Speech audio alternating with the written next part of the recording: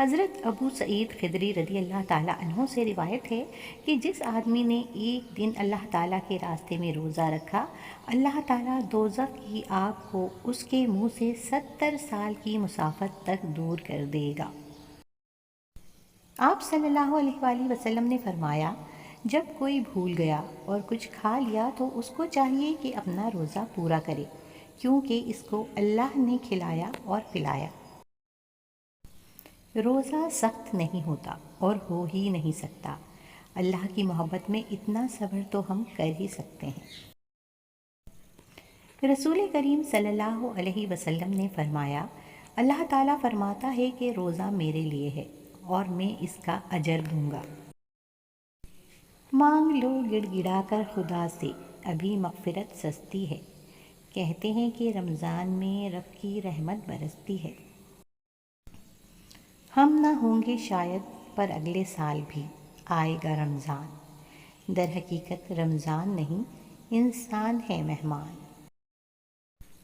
دل میں پھر سے خوشیوں کا پیغام آ رہا ہے، مبارک ہو مومنوں، پھر سے رمضان آ رہا ہے۔ رسول کریم صلی اللہ علیہ وآلہ وسلم نے ارشاد فرمایا، ہر چیز کی زکوٰۃ ہوتی ہے اور جسم کی زکوٰۃ روزہ ہے۔ فرق نہیں پڑتا کسی موسم کا رمضان کے آگے، ہار جائے گی یہ گرمی بھی روزے داروں کے ایمان کے آگے۔ ہم گناہ گاروں پہ یہ کتنا بڑا احسان ہے، یا خدا تو نے عطا کر دیا پھر سے رمضان ہے۔ رسول کریم صلی اللہ علیہ وآلہ وسلم نے فرمایا، جس شخص نے بغیر عذر اور بیماری کے رمضان کا ایک روزہ بھی چھوڑ دیا تو خواہ ساری عمر کے روزے بھی رکھتا رہے، وہ اس کی تلافی نہیں کر سکتا۔ اور وہ جب امت کو بخشنے پر آتا ہے تو تحفے میں رمضان دیتا ہے۔ یا اللہ غیب سے کچھ انتظام کر دے، رمضان میں مدینے کا مہمان کر دے، آمین۔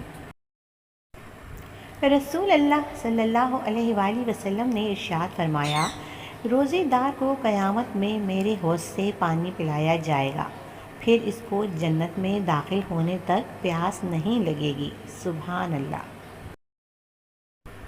رسول اللہ صلی اللہ علیہ وآلہ وسلم نے ارشاد فرمایا، جس نے رمضان کے روزے کو فرض سمجھ کر ثواب کی امید سے رکھا، وہ بخشا گیا۔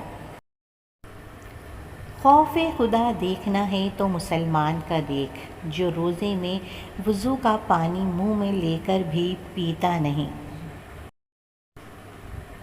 بے زباں کو جب وہ زبان دیتا ہے، پڑھنے کو پھر وہ قرآن دیتا ہے۔ بخشنے پہ آئے جب امت کے یہ گناہوں کو، بدلے میں گناہ گاروں کو رمضان دیتا ہے۔ فرشتے کہہ رہے ہیں یہ پروردگار سے، سورج شکست کھا گیا ہے روزے دار سے۔ پھول تو بہت ہیں مگر گلاب کی بات ہی اور ہے، مہینے تو بہت ہیں مگر ماہ رمضان کی بات ہی اور ہے۔